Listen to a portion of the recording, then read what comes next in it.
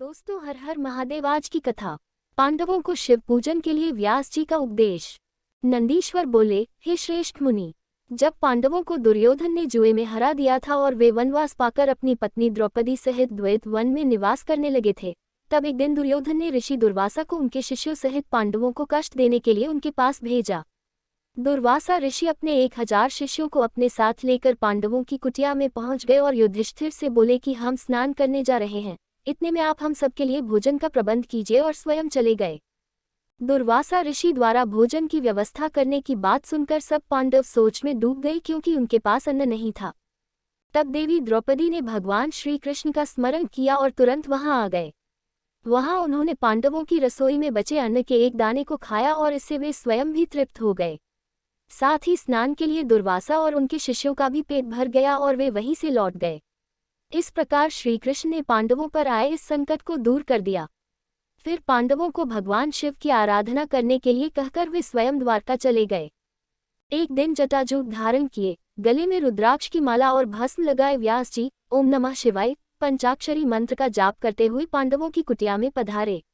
व्यास मुनि शिवजी के प्रेम में मग्न तेजपुंज से आलोकित थे। उन्हें पधारा हुआ देखकर पांडवों ने उन्हें प्रणाम किया और आसन पर बिठाकर उनकी पूजा अर्चना की। तब महामुनि प्रसन्न होकर बोले, हे पांडवों, तुम सत्य के मार्ग पर चलने वाले हो और सदा ही धर्म का पालन करते हो। महाराज धृतराष्ट्र ने तुम्हारे साथ पक्षपात किया और तुम्हारा राज्य दुर्योधन ने छल करके तुमसे छीन लिया। जैसा बीज बोया जाता है, अंकुर भी उसी का निकलता है।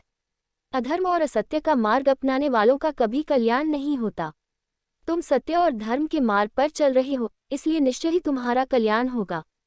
महामुनि व्यास के वचनों को सुनकर युधिष्ठिर बोले, हे नाथ, हमारे कष्टों को दूर करने के लिए कोई मार्ग बताइए। श्री कृष्ण जी ने हमें कल्याणकारी देवादिदेव महादेव जी की आराधना करने के लिए कहा था। आप हमें शिव भक्ति का उपदेश दीजिए। युधिष्ठिर के वचन सुनकर महामुनि व्यास बोले, हे पांडवों, निश्चय ही श्री कृष्ण ने सत्य कहा था। भगवान शिव अपने भक्तों के दुखों को दूर करने वाले तथा उनकी रक्षा करने वाले हैं।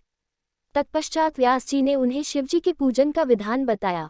फिर बोले, तुम सदा धर्म के मार्ग पर चलना, इससे तुम्हारे कार्यों की सिद्धि होगी। यह कहकर महामुनि व्यास वहां से चले गए। तत्पश्चात व्यास जी के दिखाए मार्ग पर चलते हुए पांडव शिवजी की आराधना करने लगे। अर्जुन इंद्रकील नामक पर्वत के पास गंगा नदी के तट पर जाकर भक्तवत्सल कल्याणकारी भगवान शिव की आराधना करने लगे। अगली वीडियो देखने के लिए आप चैनल सब्सक्राइब जरूर करें और लाइक करें और कमेंट करें। हर हर महादेव। दोस्तों, हर हर महादेव।